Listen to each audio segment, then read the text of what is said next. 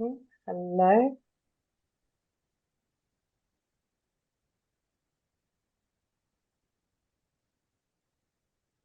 Can everyone hear me? Yep. Hello. Hello, everyone. Um, oh,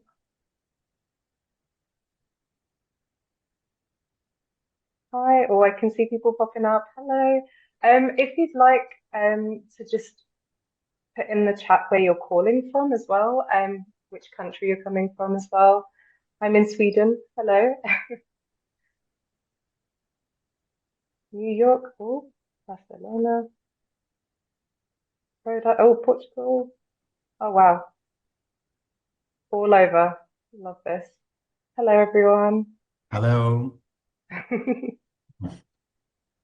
Welcome to our first Woo. community gathering of 2026. Yeah. Okay, the energy is coming through in the chat. Love this. There's everyone. Wow, we've got such a wide range of countries joining us today. Amazing. Hello. Oh, wow. New York, Brazil, Portugal, Washington, Nigeria, Germany. Oh my gosh, I can't go through all of them, but welcome everyone.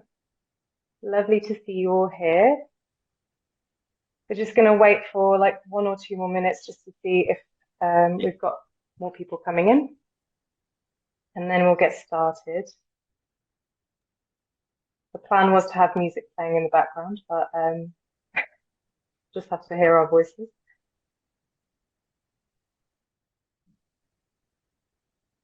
Wow, Somerset, London, Croatia, Budapest, hello, hello, Bangalore, hello. Amazing. Okay. Venice, hello. Sorry, I realize I'm saying the names of your countries instead of your names. But obviously, we acknowledge everyone here by their name as well. But just, yeah, it's great to see everyone coming in from all over the world. Welcome. Welcome. Okay, so it's 4 in, well, in Sweden anyway, but it's 5 past. And shall we get into it? Yep, we can start. Lovely. Yeah, amazing. Well, it's great to see so many of you here, and it's a very special moment for our community. So, after one of our biggest years yet, we've taken time to really reflect on over 5 years of building this movement together, and we're now stepping into what comes next. So, today is really about grounding ourselves in where we've come from, where we're going, and how we shape the next chapter together. So, on to the next one, Andrea. Onto our agenda. We have a very packed agenda for you today. So just a quick note, we may not be able to answer many questions, but if you've got any burning questions, please put them in the chat and we'll try and address what we can at the end. Um, so throughout the session, we'll be joined by an incredible group of guest speakers who will guide us through each section, helping to tell our story alongside their own. So we'll be exploring why this moment matters, how we've built this movement over 5 years. We'll take a look at what we're building, so our 2026 direction. We'll walk through our membership evolution and get involved in a workshop, co-creating the future.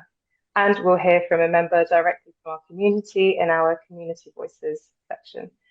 And we'll also close with clear ways you can get involved and help shape what comes next. Right.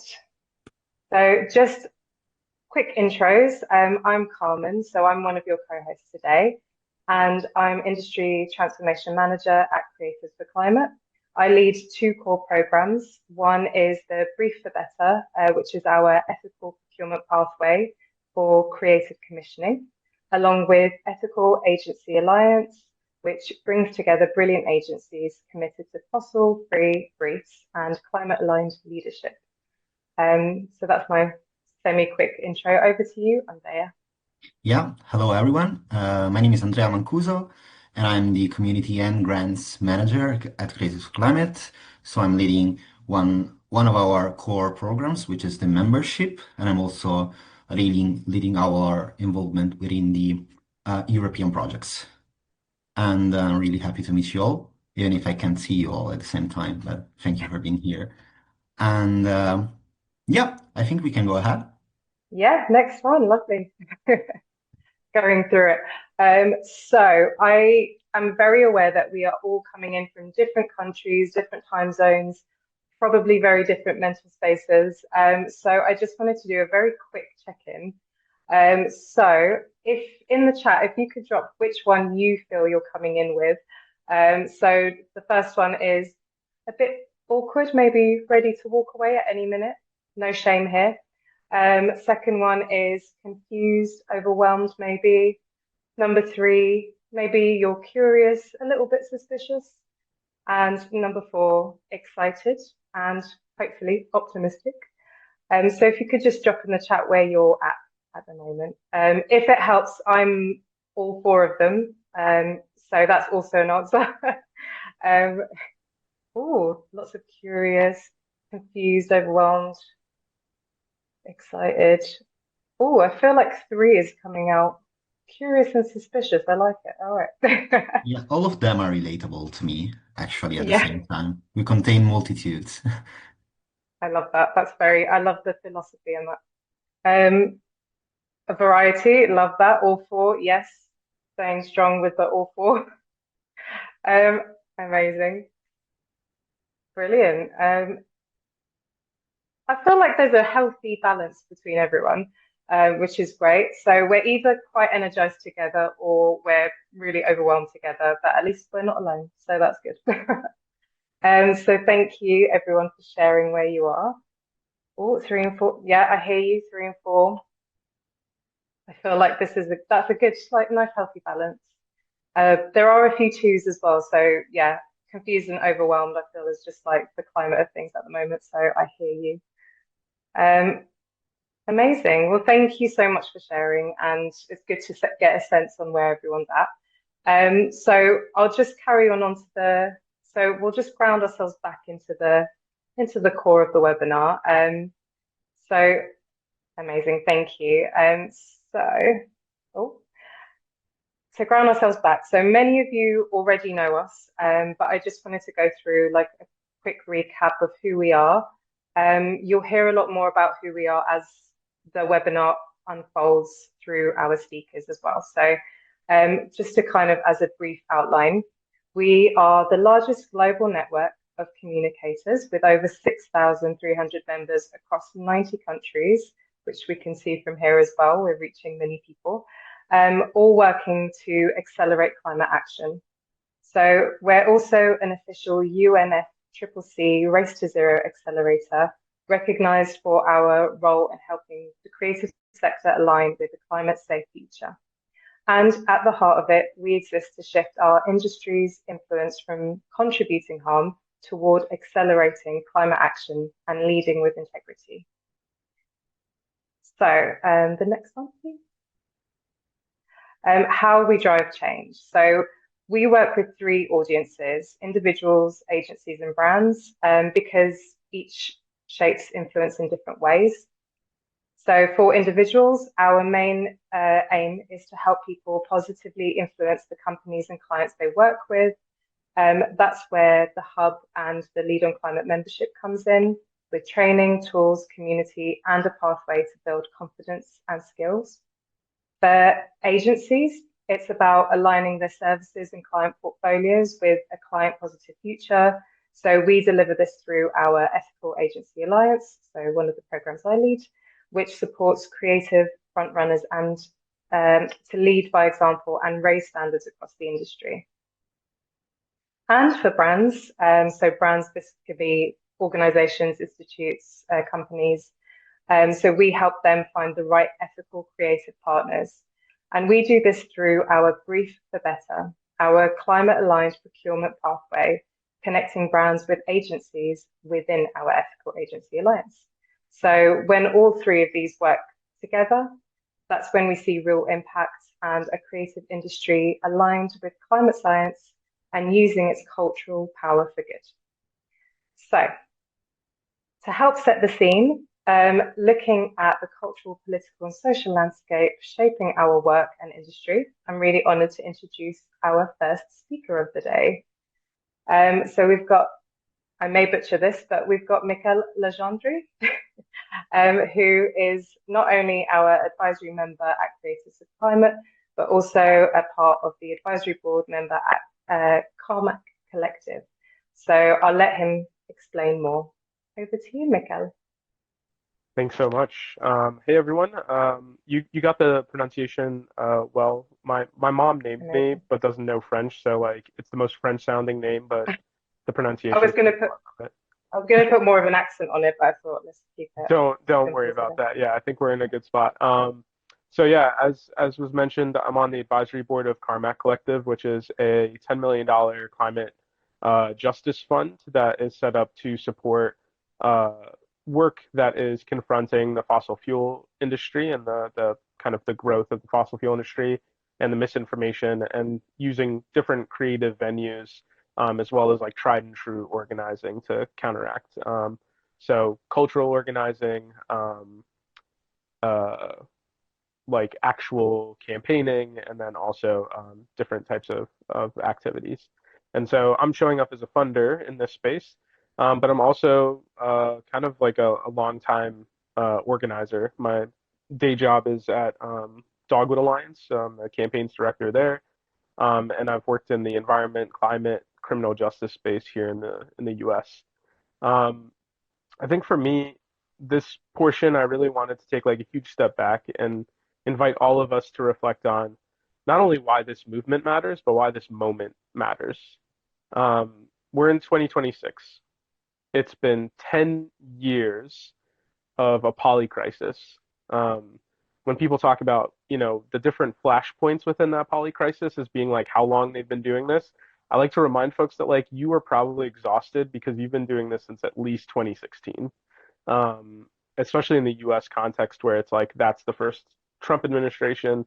That's when a lot of the machinations of how our society runs are really shattered, and it's been kind of um, us confronting the rise of fascism, complete neglect and doubt in climate science, and a lot of our worlds being shattered time and time again.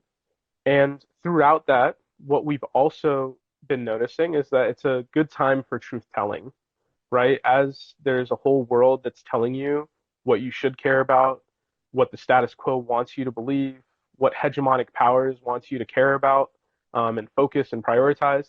There's also been a lot of beautiful moments of the veil is slipping, and we're realizing that the things that we've been told are lies.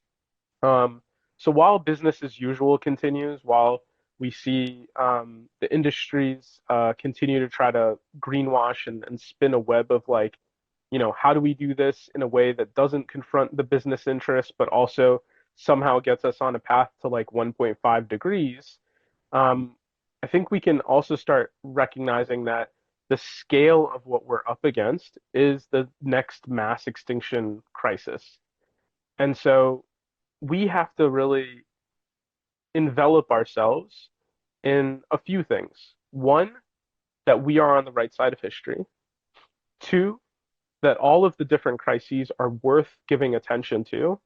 But three, that we have to do this in a sustainable and managed way to confront these crises because we have to be here for the long haul. And what we're not going to replicate is this idea of martyrdom where we have to kill ourselves for the movement, where we have to destroy ourselves to feel the pain of others, or that we have to somehow reconfigure our entire lives to fit into the mold of what other people believe is necessary. We don't have to have less to gain more. We don't have to, restrict ourselves or be in a state of scarcity. We can do all of this with a lot of abundance and with a beautiful idea of when we get to the place of the world that we envision, like things will be a lot different. And so it's really important that while there is this problem and people are going to be really focused and fixated on all the problems of the world, that there are some of us that are dedicated to here's the solution, here's the storytelling, here's the arc of where we can land. Because while the opportunities aren't there right now, we need to ready ourselves for when there's fissures in the system, when the cracks open up, when there's a good time to plant those seeds of what the future is. And so I say, and I think what this work is kind of prescribing us to do, is to ready yourselves with the tools and the solutions that are necessary for the world. Ready yourself for that moment of change. And when it does come through, that is your moment to like insert yourselves and insert a different story and vision. Um, and I think for Creatives for Climate, there are five things that are really important to the way that this network is set up. So the shared values are in active participation, in collaboration, in solutions, intersectionality, and divestment from destruction. And as someone who's a dedicated funder of this work, those principles and those values are super important right now.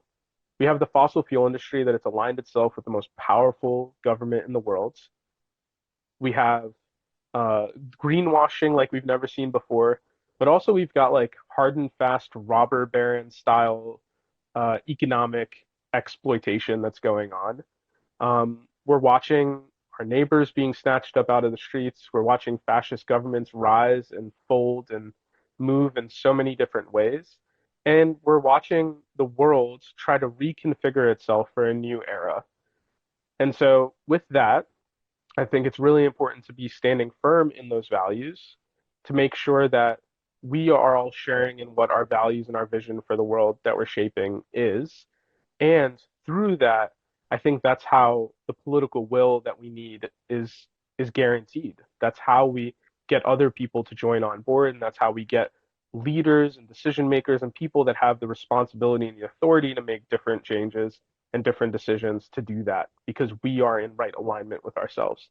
And the last thing that I'll say is, as someone who works a lot on environmental issues, one of the greatest travesties to happen to the world is the moment when the first white settler from Europe severed themselves from the place that they knew and moved over to other places and carried with that severing from the natural world.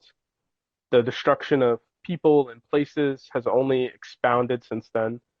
And I think that by us getting in right relationship with the world around us, by us getting in right relationship with nature and the ebbs and flows and the systems of how it takes care of itself, I think we'll be better at taking care of our own society. And so as we share in these common visions and these shared values, also a reminder to immerse yourself in the things that will heal and restore us, but also in the ways that heal and restore our planet. So thanks for the little bit of time to share that vision. Hopefully it wasn't too rambly. And I'll turn it back to whoever's next. Amazing. Thank you so much, Mikhail. That was such a powerful way to get started, I would have to say. I feel like you've really set the scene, and also just reflecting on a lot of, I think, issues, feelings, the landscape that we're all seeing like constantly, as well. So it feels quite inspiring to start off with your comments and your reflections as well, and why it's so important to be coming together at this time, especially.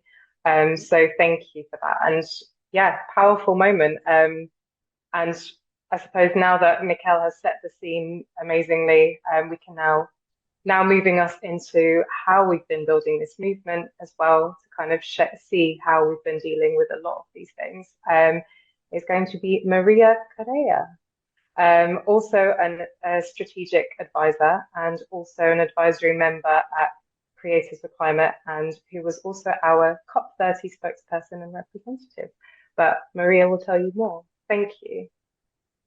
Thank you so much, Carmen. And thank you so much, Mikhail, as well, for setting the scene of where we've been and the systemic issues that have led us to where we are. So I think I'd also like to start by, taking a step back to when this movement first started, but also through my own personal lens of what I was going through at the time and how I've, come to discover Creatives for Climate. So if we go back to 2019, as many of you who are on this call will remember, the Extinction Rebellion put out a very public call. If you go back one slide, sorry, real quick, a very public call to the creative industry specifically, saying, we're currently in an emergency of existential proportions. And at that time, on the next slide, they really recognized kind of how like the harmful role that the advertising industry in particular has played in, promoting high carbon lifestyles and hyperconsumption, and really saying that, if we have any chance at surviving this and in changing this, we really need to change rapidly. For me individually, I had just spent the last, 10 years of my life working in advertising in, some of the best agencies of the world, and was really proud of the work I was making, and really kind of went into the industry with a love for strategy, for creativity, for the power of communications and storytelling to change the world. But in 2019, I was coming to the same conclusion and feeling really lost. So my solution was to leave the ad agent or the industry world. Thankfully, Lucy and the team's solution was different, was how do we lean into it and empower the community around it. So in 2019, thanks to that call to action, Creatives for Climate had its first summit within the Patagonia headquarters in partnership with Extinction Rebellion. And that was the beginning of this movement and this wonderful community that has grown from, an in-person summit to this virtual, global, amazing community that it is today. Really with one mission at the heart of it. On the next slide, which was something I really resonated with, how do you really activate the power of creativity to drive a just and regenerative future? So throughout kind of the years, and since that time in 2019, I've had the privilege to be involved with Creatives for Climate in many different ways, and I just wanted to shine a light on that because many of you in this room might, have been a part of this community for since the beginning. Maybe this is your first meeting. So on the next slide, just sharing a bit of a perspective. Like, I show up to Creatives for Climate wearing lots of different hats. Sometimes I'm here as Maria, the strategist in agency world, as an activist, or, I've also worked with Creatives for Climate as a partner to help amplify kind of joint missions to, advance and accelerate solutions to address the climate crisis. I've shown up as an NGO, as a B Corp. Now I'm wearing this advisor hat. But this just kind of exemplifies how diverse the community is and how, many different people can kind of benefit and leverage and come together within this wonderful community. And over the years, it's been amazing too, on the next slide, to see how kind of the narrative of what happens when we get together has changed. So there's been many different summits over the years in different parts of the world. And, sometimes the narrative is how do we, educate people to identify greenwashing, but then increasingly also how do we promote and incentivize people who are, green shouting and solutions that are out there. And there's been amazing kind of ways where we've inserted that creativity into culture, including the Cinema for Action summit last year. And, more and more these gatherings are happening in different corners of the world, 90 different countries, over 20 cities activating, lots of in-person gatherings. And I think when you listen to, the context that Mikhail was setting, we're all feeling a bit hopeless, but it's summits like this and it's in-person gatherings like this that really kind of give me back hope. So that's one of the things that I've loved the most about this community, but also kind of the partnerships that you can discover. So on the next slide, I think one of the other things that's really come to life for me is just how much you can get from the hub. So since becoming a supporting member in April 2024, I was a part of the hub before, but really kind of started investing and donating back then. I've managed to hire freelance talent, to promote events, to share petitions and campaigns. So a huge shout out to the Creatives for Climate Hub for really being this amazing resource that allows you to not just connect with people, but really promote your business as well, and help achieve kind of impact in the world. So I just also wanted to give a shout out to everybody here who has benefited from the connections made. I see everybody in the chat sharing their LinkedIn profiles. The hub is an amazing resource, and just, thinking about giving back to the team that is making this all possible. Becoming a supporting member is, the cost of a coffee. So think about really donating, think about becoming a supporting member and really giving back to this amazing community that is helping give us all faith back in the world. And it's not just about, individual connections. I've also made amazing partnerships. So on the next slide, if you've heard about, the Ethical Agency Alliance, it was during a summit from Creatives for Climate on the next slide that I met Adrian from Fan Club PR, who's a part of the Ethical Agency Alliance. And we've, partnered in different business ventures since. So again, this is an amazing way to get to impactful briefs and to really unlock the right partnerships out in the world. But agencies like Fan Club and those in the Ethical Agency Alliance are still, they're still considered niche on the next slide. They're still considered the outliers in the industry. So when you look at the stats on the next slide, 70% of agencies haven't started or are just at the beginning of their sustainability journey. So that's why there's really this need for, the resources, the hubs, the connection, not only for individuals, but also for companies themselves. Because on the next slide, I think one of the key things to unlocking the power of creativity is really, if you go to the next slide, is really kind of helping find the best ways to equip this amazing talent, like all of you who are on this call, to imagine, design, and mobilize this momentum towards new futures. So again, the last point I'll leave here is that there are no shortage of solutions out there. I had the huge privilege to represent Creatives for Climate in Belém during COP and to launch, one of the many resources that this organization has put together. This is the Creative Integrity Playbook, which we'll share the link to in the slides. But I think, this was the work of many different players coming together to really showcase kind of the resources, the step-by-steps that you could take, the policy changes that are needed, in really equipping the individuals that are in this room as well as the organizations to really take the action that's needed to accelerate solutions out into the world. So whatever hat you're wearing today, whether that's, you're here as an individual looking for opportunities, you're here to find a way out of the situations that we're in, you're a business trying to advance and scale your impact. What if, we really all come together to activate and accelerate climate solutions? I think that's the huge potential that we have today. So I'm really excited to see what we could all do together. So thank you.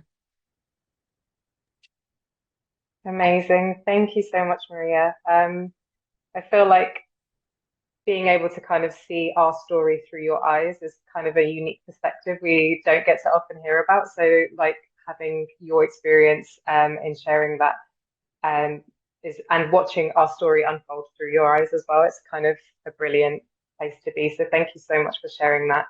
And I feel even more inspired. I know at the beginning, I feel like a lot of us were confused and maybe a bit apprehensive, but yeah, it kind of just brings back some hope. So thank you.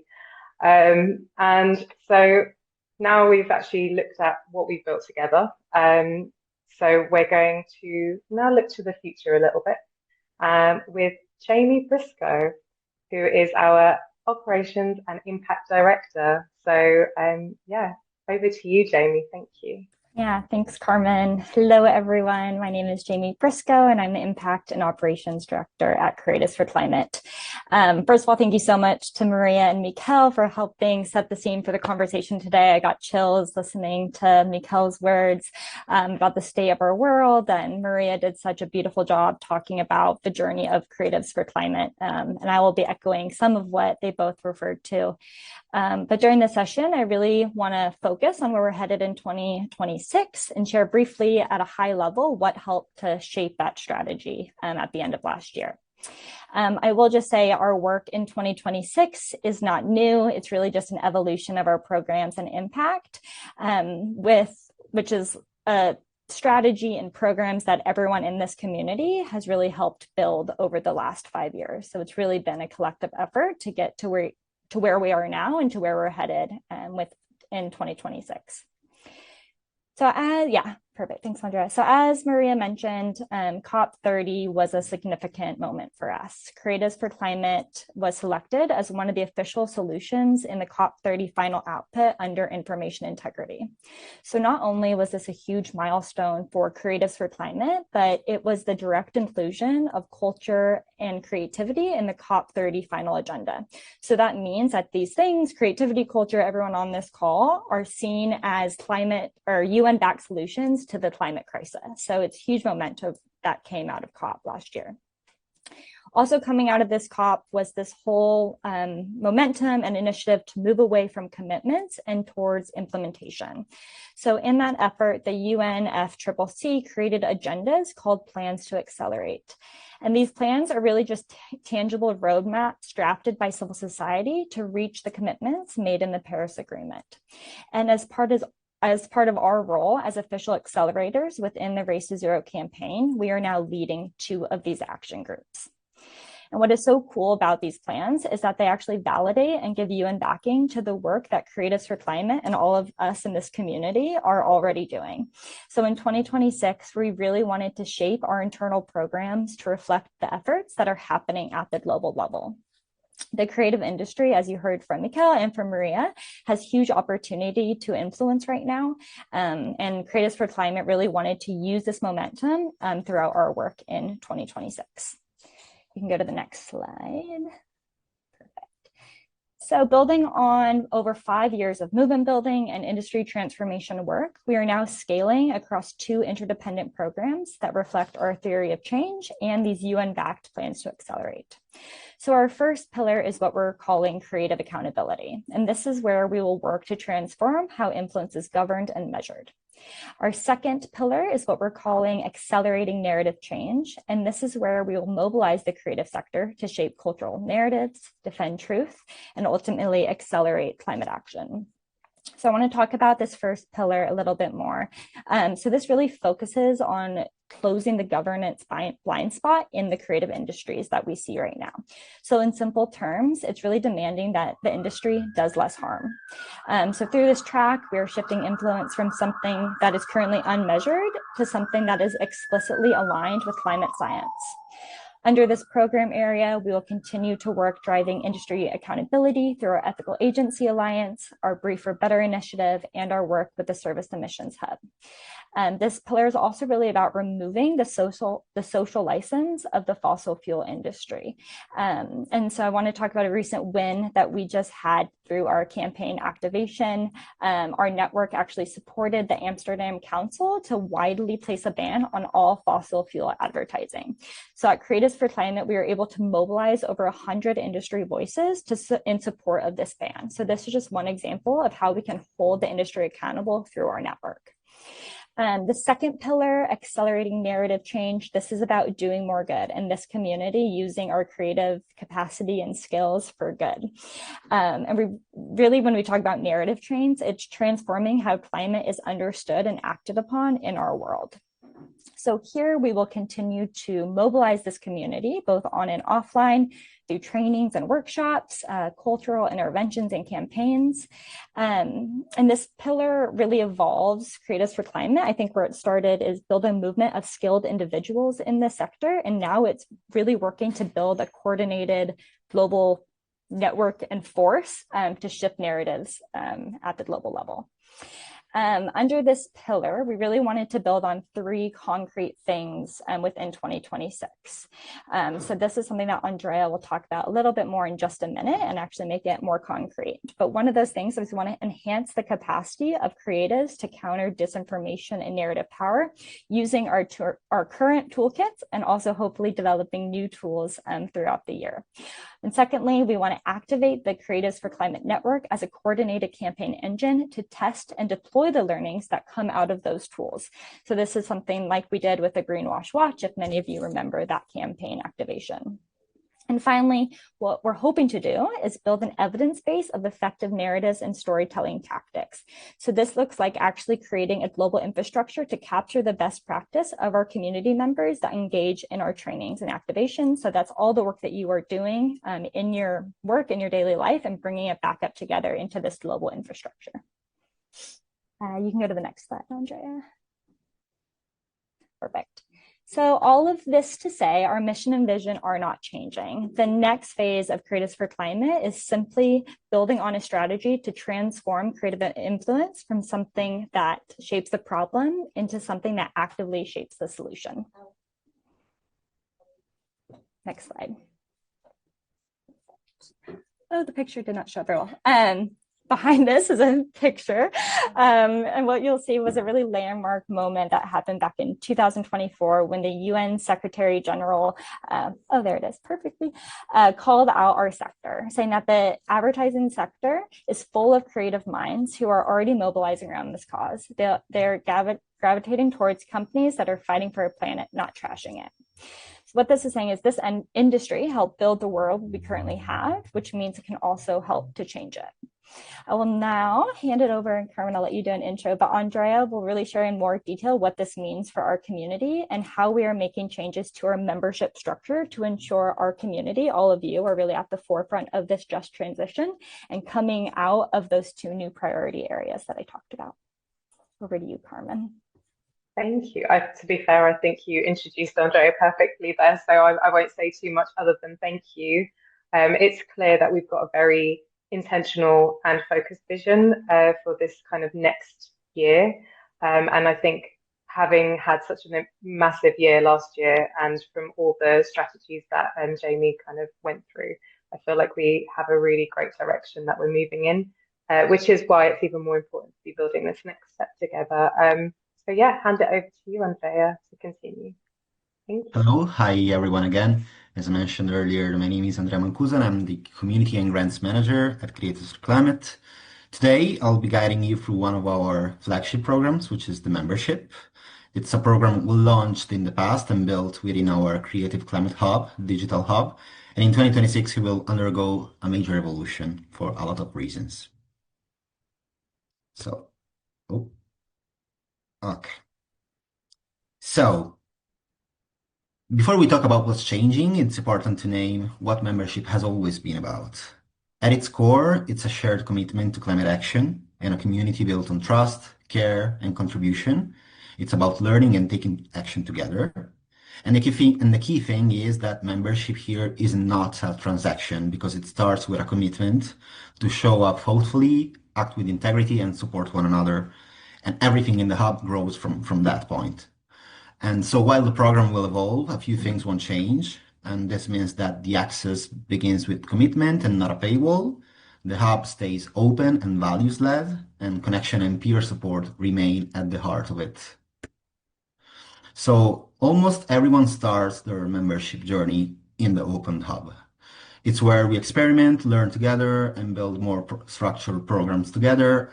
And the Open Hub program includes access to the member guide, a wide connection to the global network of Creatives for Climate, grants access to attend global events organized by us, or give you the opportunity to share events recommended by you directly, and to share inspiration, news, tools, researches you found out about.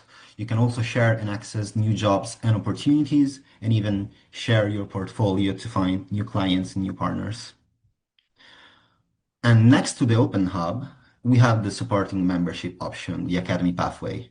And that is what keeps evolving since last year, creating a deeper, clearer, and intentional pathway for everyone to learn, contribute, and step into creative leadership on climate. And we have some changes evolving in this area, and we will look at some of these changes during this community gathering of ours.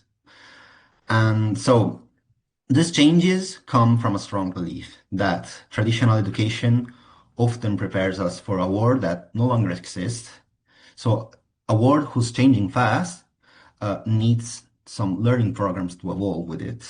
And that's why our supporting membership takes an intentionally non-traditional approach to turning learners into leaders. It's about pioneering what's next, shaped by a mix of industry leaders and academic practitioners at the forefront of an innovation, and designed to elevate the boldest stories and the most forward-thinking voices. So these changes also come from something very simple, that over time we got better at listening to you, our rapidly growing community. And we started collecting feedback more systematically. We began to see and spot clearer patterns, and we learned what generally supports our members and the teams behind them. And we've gathered these insights through surveys, interviews, and also by observing how you participate and engage over time in the hub. So as we dug into the insights from our research to help shape the features and programs we're redesigning, one thing really stood out, that this community is an incredible mix of knowledge, expertise, and experience from all around the world. And there is such a beautiful balance of people at different stages in their journey as well. So what's exciting about that is it opens up so many possibilities. It creates spaces where people can connect with others at a similar level, or where those with more experience can share their knowledge with those eager to learn. So your insights are really shaping every feature we develop. And in order to keep doing it, we have a survey link, which we would love all of you to take and continue to help us continue building this next chapter. We'll share the link after the end of this look at the evolution of our membership program. So first now, let's take a look at some of those key insights and the features and programs you inspired us to create. In 2025, we introduced and tested new initiatives in the Digital Hub to truly make it an ecosystem of change agents at all levels. These initiatives will continue to exist, but we are running them a little bit differently now with what we learned from last year. So what will we have in the supporting membership? First, the Masterclass program, which is a peer-led learning opportunity where you can learn from experts through short 30 to 60 minutes presentations. It's a chance to upskill, learn, and also a chance for experts to share their knowledge and leadership.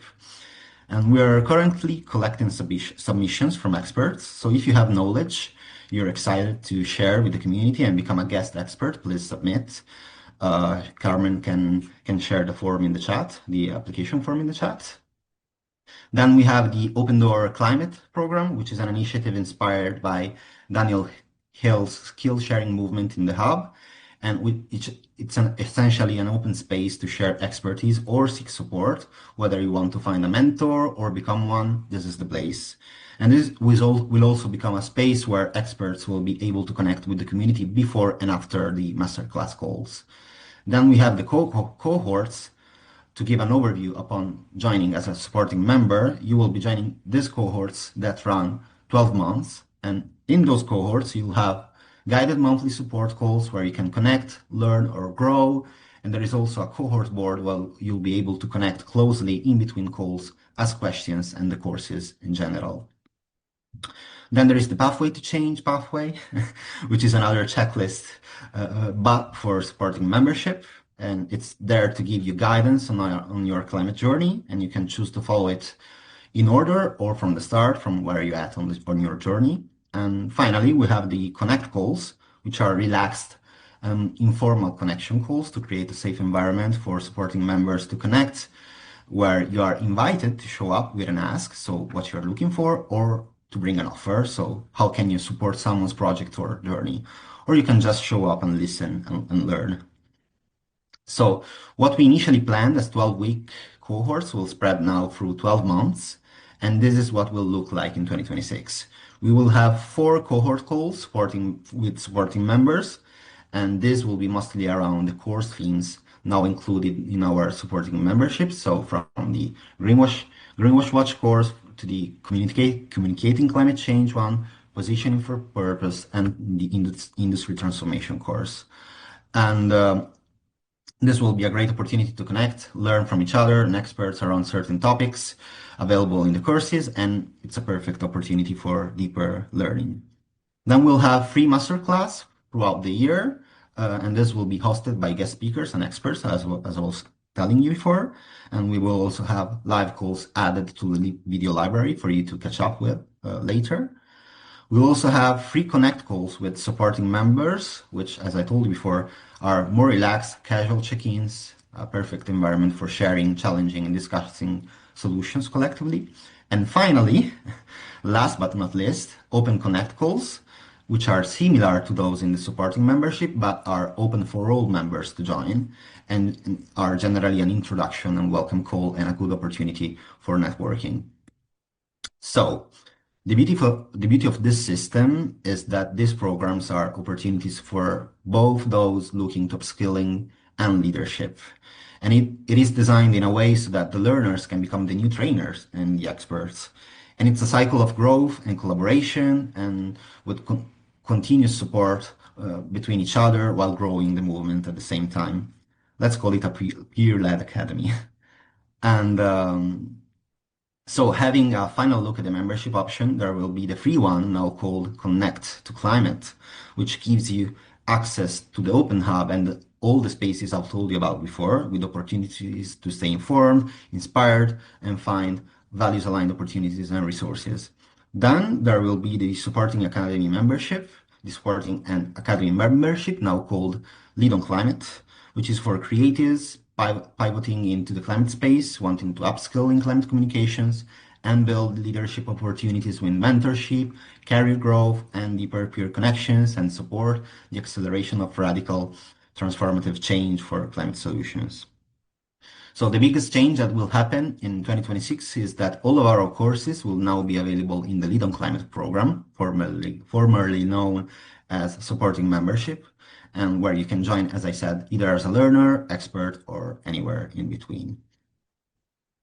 So our ambition for the hub is to, after all this huge amount of information I just gave you, what is our ambition for the hub? Is to maintain an open space for connection and support while enhancing at the same time the supporting membership to empower both you and our team to thrive at the same time. And we really hope actually that these changes and programs will foster, let's call it a support circle, where we can lean on each other, help one another, and find moments to heal as a collective and grow. So after this broad overview on the evolution of the membership in 2026, I wanted to make some time for a more interactive part of the webinar. And we'd like to kick it off with a quick poll in the form of a word cloud. You can access the poll with the QR code here or with the link in the chat that Carmen is going to share. The question is, what support do you need? And more in general, what would you need from a supporting membership to feel more confident leading on climate with integrity and clarity? So now I'm going to share, oh, this is the next slide. Now I'm going to share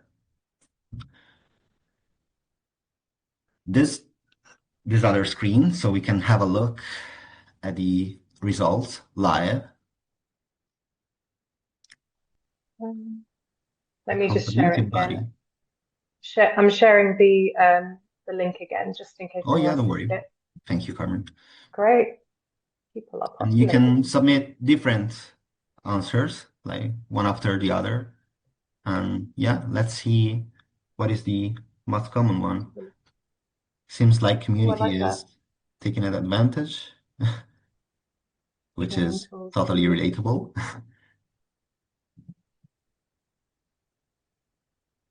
Allies, trainings, case studies, technical topic support. Interesting. Allies, sure. Got yeah. Like Uh-huh. accountability buddy is interesting as well. Wow. I think it feels like community is kind of Yeah, community is leading. growing. Yeah, first in the charts. Okay. Amazing. Well, this is a very, I mean, this is a very broad list of things. I think that community training and education are the three main answers, at least so far. And thank you. I also think this word cloud thing is more, funny to look at the answers and yeah, maybe Watch us tilting our heads cheer to for the one screen. cheer for one topic in particular and push it with further answers. So thank you for answering to this community poll. Now it's time for another interactive activity, even more interactive than this. So we are going to split into breakout rooms for 10 minutes. The idea is to keep this conversation going together and more directly, face to face, in order to, trying to imagine the next chapter of collective creative climate action. So on this slide, you can read a few discussion prompts to guide you, along with the question from the community poll. And just one thing before sending you into the breakout rooms, in 10 minutes, we'll come back here. And if you want, I'll ask each group to choose a spokesperson and share one key insight with everyone, maybe using these prompts as a starting point. And if you're feeling shy, don't worry. This is a safe space, of course, and you can also drop your insights in the chat as a comment. You don't have to necessarily speak in front of us or everyone. And yeah, so I'll let Carmen send you into the different breakout rooms. I will see you later. Okay, I think all breakout rooms were closed. So I was in room 2, I think. So maybe we can start, and like again, as I told you before, if you don't want to speak, if you don't for any reason, you can drop your insights and your comments in the chat and share with us what you thought about. Yeah. Amazing. I was just going to say I was in room 1, and I don't know whether maybe I can go because I did sort of take some notes, and then we got into quite a deep chat, which was quite interesting as well, just about many things. Maybe Colette, at some point, wherever you are, you can share your thoughts. But just as a quick one, I think one of the main things that we've kind of that some of the group discussed was essentially kind of wanting more specific chat rooms to be able to speak with people who are on a similar experience level as well. Mhm. So I think that was one of the things that they're finding, even though you get to interact with people on multiple experience levels, which is great because obviously you get that intersectional experience and you get to learn from one another. There is also something about trying to problem solve on a slightly different level with people who maybe are, I suppose, on a similar level to you in terms of where they are in the organization or the agency or whatever it might be, and how they can actually come together. So it's about potentially specific chat rooms. I feel like was something that they were kind of looking at. Is anyone else who had been in group 1? Did anyone want to share any more thoughts? I just picked up those main points initially, but I don't know if there Yeah, I no think. pressure.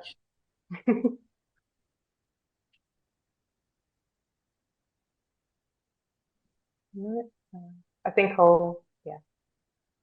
Yeah, I think like participants have to be because I think they cannot talk unless we allow them Oh, to.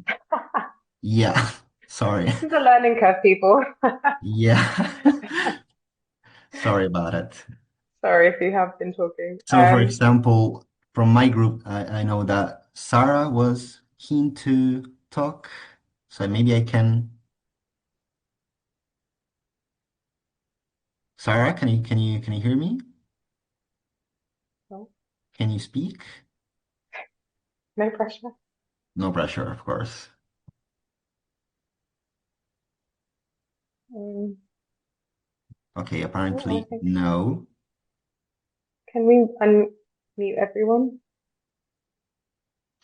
I'm trying to. Mm, Or if well, anyone can unmute themselves if they want to talk, I think they could potentially. well, okay, I think okay, maybe this is some kind of technical issue we can't overcome in a few seconds. So, mm, okay, at this point, I think you can type in the chat what you Oh, speak. yeah, I was just about to say, there's some Yeah. people from my group who just added in the chat. Hmm. We touched on measurement frameworks as well for comms and marketing, kind of having more of those resources available as well. Mhm. And I've also noticed some people were left at the breakout rooms. Apologies if that was the case. This is also a learning curve for us also. Yeah. Okay, so I think we can go ahead since we have another voice from the community ready to share her experience with you. Mhm. So one last thing before leaving the word to Tia, I just wanted to no, I just wanted to let you know that we'd love to hear more about your experience within Creatives for Climate and the Creative Climate Hub. Because as I told you, um, the insights we've gathered and we are still gathering are the core, the backbone of our community and of the way we are shaping this next chapter and this new chapter for Creatives for Climate. So we'd really love to hear even more about it so we can keep evolving. And here's our QR code for our impact survey. So whenever you can, take a moment to fill it out and help us grow. And there's also a link in the chat, or Carmen will share it shortly. In the meantime, we are gonna head to the final part of our webinar. So it's time to hand things over to Tia, Climate Comms consultant and COP30 ambassador for Creators for Climate. She's going to briefly share her journey as a climate creative, how she became a Creators for Climate ambassador, and what that experience has meant for her. And yeah, over to you, Tia. Hello. Hi, everyone. Thanks for sticking this out. I will keep this quick. I know you probably all want to go for a wee. So I was a journalist. How did I end up in climate communications? So what I do now is comms can mean different things to different people. So I'll just clarify what I do, which is on the written content, digital strategy and social media side of things, rather than PR, which also is called comms a lot in the NGO and nonprofit sector. So writing was a big part of my career for a long time, and reporting. And I've put some headlines there on this little laptop screen. These are all headlines from pieces that I wrote during my time working at the BBC. And you can see, if you sort of think about something they all have in common, is that underlying all of these social problems that I reported on is policy, and specifically policy failure. So these are times that policy went wrong, people were not protected, it had an impact on their life. And that is a big crossover with climate communications, because climate policy does have an effect on everyone's life, but unfortunately, it's often talked about in a way that doesn't really get the importance across to the public. Use very specialist terms, so like net zero or carbon accounting, things that the average person maybe doesn't know about. So the way that I see what I do in comms is to translate these complicated concepts in climate policy to something that is understandable and accessible, and sometimes even fun. I've worked for organizations, Maria and I worked together at Water Bear a couple of years ago, and the social media output was very educational, but also, on social, you sometimes have to lean into a trend or a meme, and when you do it right, it can be really effective. So the way that I came across, like in practice, from journalism to climate comms, I left my job at the BBC to go to a content role in tech, and was made redundant after about 3 months, as is often the case in the startup industry. And I thought, well, actually, was that really what I wanted to be doing? How can I use my journalistic skills in something that I care about? And I do care about social affairs, but I don't want to do journalism anymore. I want to do something that is multi-platform and, for a more either commercial or non-profit cause. I wasn't quite sure yet. And I think because I was able to show from my portfolio that I can work with complex information, policy, and publicly available data, that translated quite well to climate comms. So I ended up picking up some freelance work for the World Economic Forum, and kind of snowballed from there, which, if anybody wants to talk more about my journey, I'm happy to receive messages on LinkedIn or have private chats with people to kind of chat about making that transition. And I found the Creators for Climate network on LinkedIn, actually completely by chance, about 3 years ago. And joining that, I connected with a lot of other people who were in a similar position to me, wanted to transition from something in the media industry or creative sector and use their skills for climate, but weren't sure how to do that. So my biggest piece of advice is find your transferable skill. If you're currently in a sector but want to keep doing the kind of work you do, but for a good cause. Maybe for you, it's not policy communication. Maybe it is design. Maybe it's something digital. But whatever it is, there will be something that is applicable in a non-profit or climate context or wherever you want to go with it. And the network, the Creators for Climate Hub, was super useful to meet people. There's various boards on there that you can post in and chat, and the jobs board kind of gave me an idea of how my skills could translate to roles in that sector. So would absolutely recommend it. Also, opportunities like this and in-person networking as well, which does happen sometimes. So if we go to the next slide, I will talk about my experience as an ambassador, which happened purely because I was in the network. I saw the call out for volunteer comms coordinators around COP30, and I thought, well, I want to jump on that. How great to have COP30 on the CV.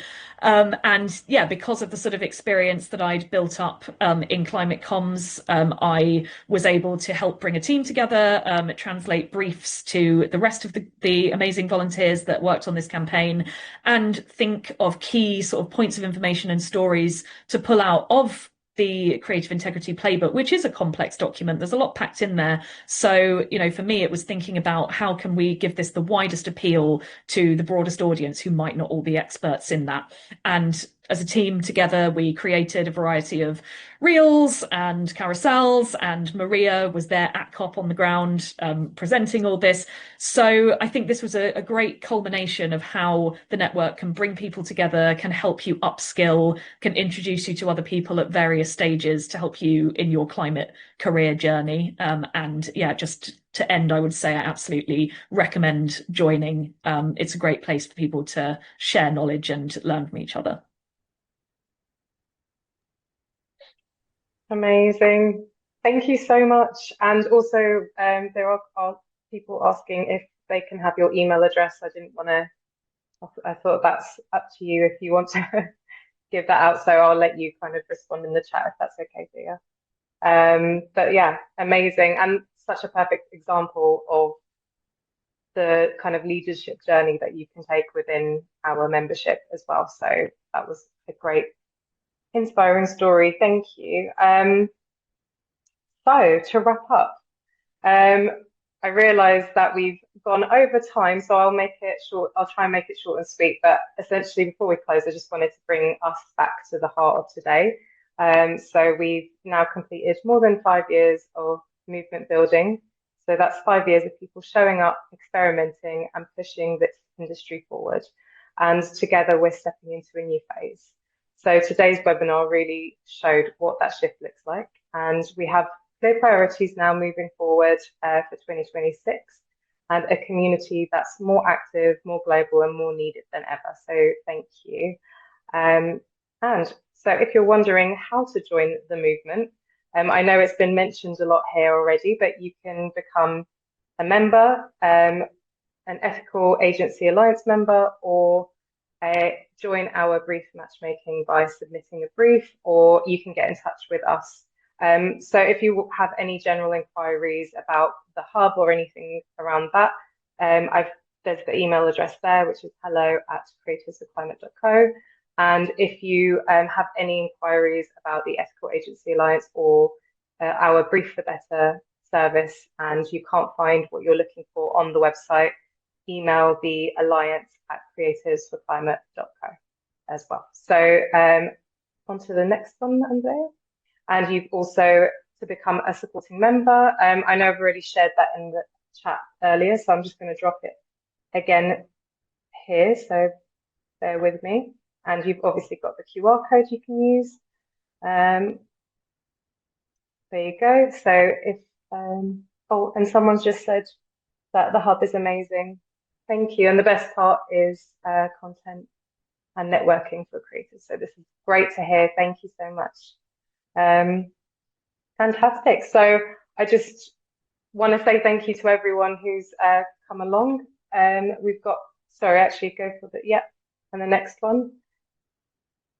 And I can't remember where we end on these slides, so brilliant. And also we've got some free resources, so please check them out, especially our Creative Integrity Playbook, which is our most recent tool. So it's a really great, it's got frameworks, it's got all sorts of tips and guides, how to kind of work within the industry. So yeah, please have a look at that. I'm gonna just drop another link as well to our tools. 1 second. Sorry, it's in the chat now. So please use our tool. Please use the link to have a look at the tools. And yeah, thank you to our brilliant speakers as well, and thank you for everyone who's given the time to join. Yeah, thank you. We really appreciate it. Yeah, Really, from the thank you. bottom of our hearts.